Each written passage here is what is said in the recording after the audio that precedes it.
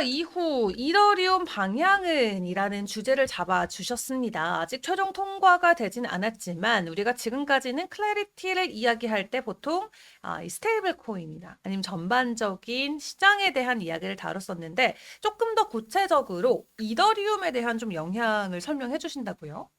예. 우선은 다들 잘 아시는 것처럼 백악관에서 굉장히 우호적인 보고서가 나오면서 이제 또 클래리티 법안을 결국 통과를 시킬 수밖에 없겠구나. 이런 기대감이 좀 형성이 되어 있는 상황이고요. 만일에 통과가 되면 이제 그럼 이더리움은 어떻게 될까? 이게 꼭 이제 자산 가격에 한정해서 생각을 하기보다는 이더리움이라는 이 인프라 혹은 자산의 수급이 얼마나 쏠릴 수 있는지 측면에서는 저희가 생각해 볼 부분이 좀 있는 것 같습니다. 우선 수요부터 살펴보면 이제 BTC 그리고 이더 그리고 솔라나 이런 코인들이 디지털 상품으로 확정이 됩니다. 그러면 이제 미국의 대형 기관들 그리고 이제 뭐 사공회 같은 기금들이 이 상품에 투자할 수 있는 계기가 열리는 거죠. 그래서 지금까지는 좀 아무래도 통로는 열려 있었지만 그래도 위험한 자산이라고 취급을 받았다면 이제는 그래도 내가 투자해도 되는구나라고 기관들이 주주들한테 허락을 받을 수 있는 자산이 된다. 그래서 이 부분이 이제 수요의 큰 증가를 이끌 것 같고요. 두 번째로는 이제 은행권이 사실은 견제를 하고 있는 이자가 있습니다. 이게 스테이블 코인의 이자 지급을 차단을 하게 되면 결국은 이 이자 수익을 어딘가에서는 이제 발생을 시켜야 되는데 이게 결국 토큰화된 국채 RWA나 아니면 이제 토큰화 이더리움 스테이킹 ETF 같은 상품들이 될 거거든요. 그러면 이제 그쪽으로 결국은 또 수요가 몰리게 될 거고 이더리움 스테이킹 ETF라고 하는 것도 결국은 75%나 90% 정도의 이더리움을 실물로 갖고 있어야만 하기 때문에 결국은 이제 네이티브 자산에는 수요의 증가로 작용을 할 수 있을 것이다. 이렇게 또 기대를 하고 있는 부분이 있습니다. 클래리티 법안이 정말 최종적으로 통과가 될 수 있을지, 그리고 그에 따른 이더리움 쪽의 좀 방향 여파까지 확인을 해봤습니다. 지금 헬리님께서는 좀 전망하시기에는 그래도 통과될 가능성이 더 높다고 보세요. 어때요? 네, 저는 사실 통과를 시킬 명분이 필요해서 음. 그런 보고서를 낸 게 아닌가 이렇게 음. 생각을 하고 있습니다. 그래서 정말 네. 5월 중으로 이제 벌써 4월 초이기 때문에 정말 시간이 얼마 남지 않았거든요. 한 달이라는 시간 안에 과연 클래리티 법안에 대한 통과 소식이 나올 수 있을지, 그리고 이더리움 커뮤니티에 대한 방향까지 함께 좀 전환이 일어날 수 있을지 지켜봐야 될 것 같습니다. 자, 그렇다면 다음 헤드라인도 열어보도록 하겠습니다. 두 번째 헤드라인 보여주세요. 백악관의 코인베이스 편들기. 라는 주제 잡아주셨습니다. 코인베이스. 최근에 이 클래리티법 통과를 놓고 좀 여러 가지 의견들을 좀 적극적으로 목소리를 내왔거든요. 백악관에서 코인베이스의 편을 들고 있어요? 네, 바로 이제 엊그제 일입니다. 그래서 백악관의 경제자문위원회 CEA라고 하는 곳에서 이자를 금지해 봤자 사실 은행의 대출 증가 효과가 미미하다라는 식의 주제를 담은 보고서를 냈고요. 이 배경이 좀 있습니다. 사실 은행에서는 이 스테이블 코인의 이자를 주게 되면 사람들이 스테이블 코인에 몰릴 거고, 그러면 은행에 돈을 넣지 않을 거니까. 그러면 은행이 대출해 줄 수 있는 여력이 줄어들고 그 중에서도 좀 작은 은행들, 중소형 은행들은 더더욱 힘든 상황에 처할 것이다. 그래서 전체 은행과 특히 중소형 은행 위주의 그 피해를 보는 규모가 엄청날 것이다. 이런 식으로 주장을 해왔습니다. 근데 이제 이게 실제로 그 분석을 해봤더니 그들이 말하는 숫자와는 점점 이제 엄청 거리가 멀더라 이런 이야기였고요.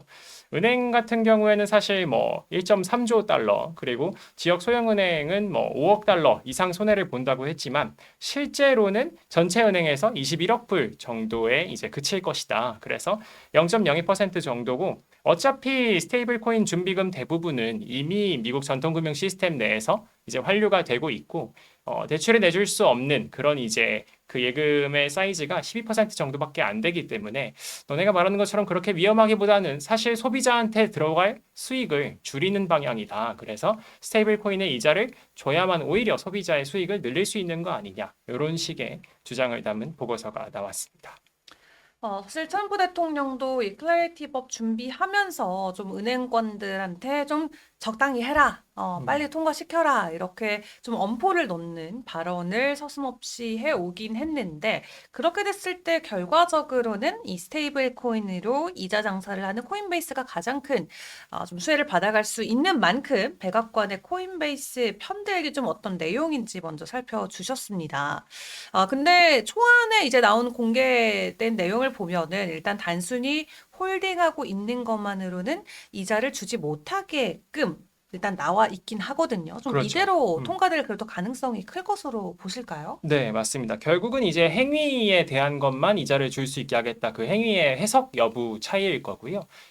이 정도는 그래도 가능하니까 너네 정말 그 이자라는 조항 자체를 불리하게 바꾸기 전에 이 정도 통과를 이 정도 수준에서 시키고 앞으로 그 해석은 그때그때 때에 따라서 다시 한번 해보자. 일단 클래리티 법안은 좀 통과를 시키고 봐야 되지 않겠냐. 이런 의도가 담긴 걸로 저는 개인적으로 해석을 하고 있습니다. 또 워낙 프로젝트들이랑 또 기존에 있는 한국 커뮤니티들이랑 좀 가깝게 근무를 하고 계시다 보니까 시장에서는 이 클래리티 법을 놓고 다들 좀 어떤 의견을 가지고 있을지도 궁금한데 주변의 음. 반응은 좀 어떠실까요? 이게 국내랑 해외가 조금 갈릴 것 같은데 우선은 국내는 이제 그래도 법안이 생기는 게 어디냐 굉장히 부러워하시는 분들이 많은 걸로 알고 있고요. 그리고 이제 해외 같은 경우도 크게 일단 생겨야 그 안에서 뭘 바꾸든 말든 한다라고 하는 분들이 많은 반면에 한번 이렇게 잡히고 나면 결국은 디커플링 되고 그들의 뜻대로 움직이는 그런 법안만 남는 거 아니냐. 지금 제대로 잡아야 된다. 이렇게 좀 갈리고 있는 것 같습니다. 헬리님께서는 직접 뭐 스테이블 코인으로 좀 투자 수익을 올려보신 경험이 있나요? 스테이블 코인으로 사실 투자 수익을 올리기는 쉽지 않은데 네. 이제 아무래도 안전자산으로 저희는 생각을 하다 음, 보니까 이제 현금으로 두기보다는 스테이블 코인을 이제 스테이블 코인 LP잉을 하거나 네. 아니면 풀에 예치를 해서 이제 음, 그냥 코인베이스 같은 곳에서 이자를 네. 받거나 해보셨어요? 예, 그렇게 하고 있습니다. 근데 이제 그거 못하게 하겠다는 거잖아요. 그렇죠. 그 투자자로서의 의견은 어떠세요? 사실 저는 개인적으로 반 정도는 음, 그 스테이블 코인 페어 LP잉으로 네. 다시 바꿀 것 같고요. 이자를 못 어, 받게 된 돈을. 그리고 나머지는 어, 이더리움이나 비트코인을 더 사란 이야기인가? 이렇게 오. 생각을 하고 있습니다. 네. 반대로 다 그럴 수도 있겠네요. 네. 만약에 스테이블 코인을 예치해서 혹은 뭐 어디 풀이나 뭐 스테이킹을 뭔가를 해서 이자로 이거 스테이블 코인을 들고만 있어도 돈을 버셨던 분들도 있긴 있잖아요. 이제 그게 안 되게 되면 차라리 그분들이 그냥 이거 가만히 가지고 있어봤자 돈도 안 되는데 뭐 비트에 넣어놓지 뭐 이더리움에 넣어놓지 뭐 이런 분들 분명히 나오실 수 있을 것 같아요. 그렇게 되면 개별 가격에는 반대로 또 호재가 될 수도 있겠네요. 맞습니다. 왜냐하면 이게 사실 거래소로 옮긴다는 것 자체가 내가 거래를 할 준비금이다라는 이야기라서 이미 내가 투자할 목적으로 집어넣은 돈을 뭐 다시 안전한 은행 예금으로 뺀다던가 그런 행동을 하기보다는 아마 많은 분들이 그럴 거면 그냥 지금 이걸 투자해 놔야겠다. 수익률을 좀 더 노릴 수 있도록 이런 행동을 하시지 않을까. 이렇게 음. 기대를 하고 있습니다. 아니, 브이로그님께서도 트럼프가 그냥 I love 크립토 한번 외쳐주면 좋을 텐데 라고 해주셨는데, 근데 요즘 크립토도, 아니, 트럼프의 어떤 그런 약발이라고 해야 될까요? 좀 예, 영향력이 많이 떨어졌다. 사실 좀 공식 석상에서 지난달에도 몇 번 크립토 언급을 하신 적이 있는데, 그게 가격에는 전혀 반영이 안 됐었거든요. 음. 그렇기 때문에 어떤 주체로 의해서 시장이 조금 이렇게 driven 되는 그런 상황들은 점점 얕아지고 있는 것 같은데 어떠세요? 네, 오히려 저는 그게 그래도 다행인 부분이라고 생각을 합니다. 네. 결국 장기적으로 가는 자산으로 저희가 인정을 받아야지만 이 위험 자산 혹은 뭐 나스닥의 10배 레버리지 이런 이제 오명을 벗을 수 있는 거거든요. 근데 이제 그렇게 한 사람의 말에 계속 왔다 갔다 하는 모습을 보여주는 것보다는 점점 그게 설사 트럼프라 할지라도 조금씩 영향을 덜 받는 부분이 낫지 않나 음, 이렇게 생각을 합니다. 알겠습니다. 자, 그럼 다음 헤드라인도 열어보도록 하겠습니다. 마지막 헤드라인 공개해 주세요. 자, 국내 이더리움 커뮤니티의 통합. 국내 이더리움 커뮤니티의 통합? 어떤 의미인가요? 네, 이게 최근에 이제 사실 이더리움 재단도 굉장히 많은 변화를 겪고 있고 이더리움이라는 인프라이자 자산 자체도 굉장히 많은 변화를 겪고 있는데 블록체인의 특성상 아시는 것처럼 다들 커뮤니티가 함께 빠질 수 없는 주체 중 하나입니다. 그래서 당연히 이제 우리나라에도 훌륭한 빌더분들 이 이제 지금까지 많은 역할을 해 오셨고 실제로 이더리움에 기여도 많이 해 오셨는데 이게 이제 나라 단위로는 좀 더 묶여야지만 의미 있는 목소리와 기여를 만들어낼 수 있을 거다라는 얘기가 예전부터 있어 왔습니다. 그래서 많은 분들이 가보셨을 이드 서울이라거나 이드콘 코리아 같은 이제 커뮤니티들이 다 잘 해오고 있었는데 이 파편화되어 있는 부분이 없잖아 있어서 이 부분을 이번에 한꺼번에 모으자라는 이제 움직임이 생겼고요. 그래서 이더리움 코리아라는 이름으로 국내에 모여 있는 이더리움 빌더분들, 리서처분들, 인프라에서 빌딩을 하시는 분들, 그리고 커뮤니티를 운영하시는 분들이 한데 뭉쳐서 앞으로 이더리움에 진짜 기여할 수 있는 투자 자산으로만 보는 게 아니라 진짜 기여할 수 있는 공공재로서 이제 기여할 수 있는 부분을 찾는 컨소시엄을 만들어 보자라는 움직임이 이제 이더리움 코리아라는 컨소시엄으로 나타났다라고 보시면 됩니다. 이더리움 코리아의 커뮤니티가 여러 개 있다고 말씀 주셨는데, 각각 지금까지 좀 어떤 커뮤니티가 있었고, 그 커뮤니티들은 어떻게 출발하게 됐고, 어떤 특성을 가지고 있는지도 좀 풀어주시면 좋을 것 같아요. 네. 저 사실 굉장히 예전에 이제 2014년에서 2017년 정도에 이제 서울에서 네. 열린 이제 미덕 위주의 커뮤니티가 먼저 있었던 걸로 알고 있고요. 음, 그 이후에는 사실 2018년에서 19년 사이에는 이드 서울이 시작이 됐고, 그리고 이제 논스라는 커뮤니티에서 사람들이 모여서 이제 커뮤니티처럼 활동을 하던 게 이제 블록체인에 기여할 수 있는 그런 통로라고 볼 수 있었습니다. 그리고 나서 이제 2018년 소위 이제 저희 땡땡땡의 난을 겪으면서 침체기를 한번 이제 크게 겪었고 이제 그때까지만 해도 코스모스나 이더리움 각자의 이제 그 각자 자기 철학에 맞는 체인에서 파편화된 상태로 이제 동작을 하다가 2023년 정도부터는 이제 이드콘 코리아가 다시 부활을 하면서 음, 이제 좀 더 빌더 분들을 모시고 하는 행사를 열기 시작했고요. 그리고 이제 비들비키에 열렸던 이제 이드 서울도 처음에는 이제 완전 좀 더 빌더 분들이 모시는 행사로 시작을 했다가 나중에는 좀 더 대형 행사가 되어서 전 세계에서 많은 분들이 오실 수 있는 그런 행사로 자리매김해서 지금까지 이루어져 왔습니다. 그렇다면 헬리님도 그 초기 이더리움 커뮤니티의 구성원 중 한 분이셨나요? 네, 저도 이제 논스에서 계속 이제 그런 행사가 있을 때마다 가서 살펴보고 많이 배우고 공부했던 기억이 있습니다. 그렇다면은 그게 네, 비들이라고 비들도 있었고요. 해서 네네. 매년 열리는 걸로 아는데, 그 비들에 대한 좀 역사나 분위기도 좀 설명해 주세요. 이게 제가 처음 비드윅에 참여를 했을 때는 우리나라에도 이런 분들이 오시는구나 했던 이더리움 재단 소속 개발자 분들이나 음, 아니면 소위 비탈릭 부테린 같은 분들도 한국에 오시는 기회였어요. 그래서 네. 이게 찐들이 진짜 오시는 기회구나. 그리고 우리나라가 유의미한 위치를 갖고 있구나. 이 이더리움 생태계 안에서 이런 걸 좀 느낄 수 있는 음, 기회였고요. 이제 국내에서 점점 이제 블록체인이 기관이 도입이 되고 웹2에서도 많이 도입이 되게 되면서 이런 부분에 대한 관심이 조금 식었습니다. 음, 네. 그래서 지금은 조금 분위기가 바뀌었지만 네. 이제 또 이더리움 코리아로 새로운 모습으로 탈바꿈할 수 있지 않을까 기대가 됩니다. 그럼 이 이더리움 코리아는 이더리움 재단에서 공식적으로 승인해서 진행되는 거예요.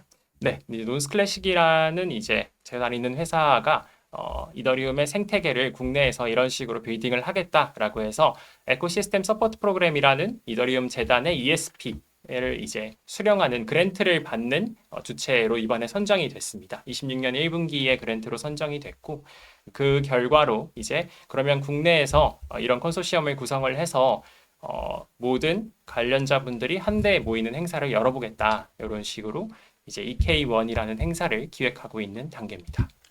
그렇다면은 국내에는 이제 본격적으로 이더리움 재단이 승인한 어떤 커뮤니티가 조성이 되는데, 이게 다른 국가들도 국가마다 이미 있는 상황일까요? 아니면 한국이 최초예요? ESP 그랜트 자체는 다른 나라에도 있는데 우리나라에서 받은 거는 이제 논스 클래식이 최초로 받은 게 오. 맞고요. 사실 다른 나라에서는 좀 더 활발하게 이 ESP를 통한 생태계 발전 프로그램들이 운영이 되고 있습니다. 그러면은 이번 이더리움 코리아가 만들어지는 게 비탈릭의 승인을 받고 되는 건가요? 비탈릭은 그 어떤 것도 승인하지 않습니다. 아하.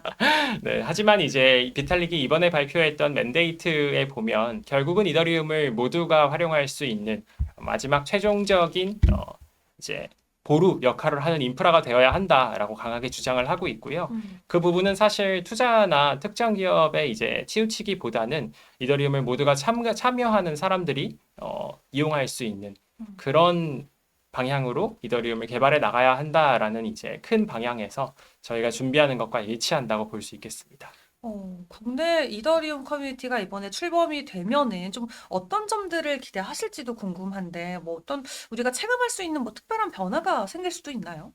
가장 첫 번째는 사실 이제 기관들이 이더리움에서도 쓸 수 있는 것들이 많이 생겼는데 실제 국내의 기업에서 혹은 기관분들이 이더리움을 쓰려고 하면 어디서부터 시작해야 될지 모르시는 경우가 많습니다. 물론 규제를 기다리고 있는 부분도 있지만 실무자의 단계로 왔을 때 왜 내가 이더리움을 골라야 하고 이더리움 위에서 뭘 할 수 있고 이런 부분들이 이제 굉장히 모호할 때가 많은데 이런 부분들을 저희가 한 자리에 모아서 이더리움 재단분들과 만날 수 있는 기회도 만들고 그리고 이런 식으로 시작하면 된다라는 가이드도 드릴 수 있는 그런 게이트웨이가 생기는 게 저희 컨소시엄의 목적이라고 보시면 되겠습니다. 그러니까 국내 기관과의 연결고리를 좀 직접 담당해 주실 것 같은데, 실제 국내 금융기관사들이 이더리움에 대한 관심이 있을지도 궁금한데요. 반응은 어떤가요? 네, 사실 저희가 생각했던 것보다 굉장히 반응이 뜨겁습니다. 그래서 이미 국내 금융기관 같은 분들은 이제 이더리움을 활용해서 어디까지 할 수 있는지를 사업 기회를 찾는 단계에 계시고요. 다만, 근데 그래서 이더리움을 쓰는 게 맞는지에 대한 이제 마지막 판단을 남겨두고 계시는 분들도 계시고, 혹은 이더리움 안에서 이걸 하면 뭐가 좀 더 좋아지는지를 이제 연구하는 단계에 있는 분들도 있는 걸로 알고 있습니다. 그럼 이번에 이더리움 컨소시엄 출범이 되면은 한국의 금융기관들과도 좀 어떤 유의미한 새로운 소식들이 전해질 수도 있겠네요.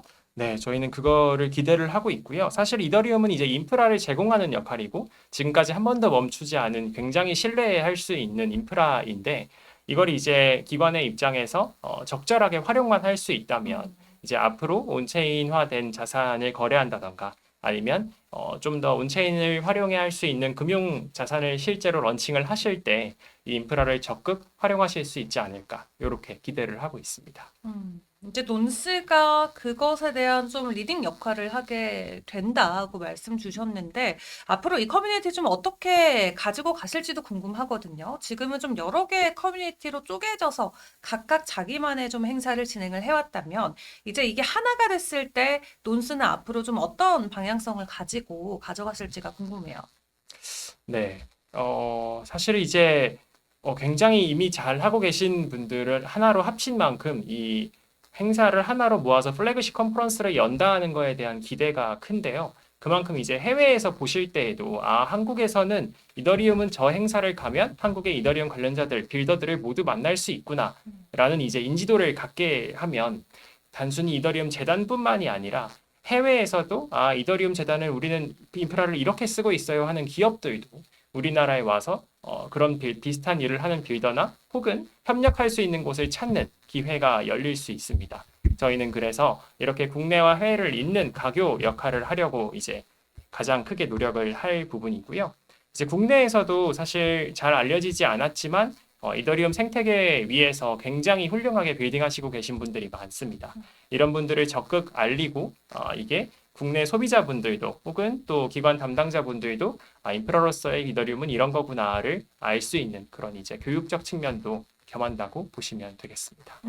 그렇게 된다면 정말 좀 뭐 글로벌도 글로벌이지만 아시아권에서 한국이 이더리움 커뮤니티에서 가지게 되는 좀 독보적인 위치는 확실히 생길 것 같거든요. 네. 다른 국가 뭐 홍콩이나 싱가포르 이런 데서도 좀 이더리움 커뮤니티의 움직임들이 있기는 있죠. 네, 홍콩에서는 실제로 이제 이더리움 커뮤니티가 굉장히 큰 이제 규모로 마음 먹고 정말 이제 운영이 되고 있고 저희도 그 부분과 협력을 해서 사실 한국 내에서 그치지 않고 아시아권으로 그리고 나아가서 글로벌 단위의 실제 이더리움에 기여할 수 있는 걸 목표로 하고 있습니다. 그래서 이번에 이더리움 코리아 컨소시엄이 여는 이더리움 코리아 원 행사에서도 일본의 이제 가장 큰 크립토 커뮤니티 이제 보딩 브릿지나 이런 곳과도 협력을 진행을 했고요.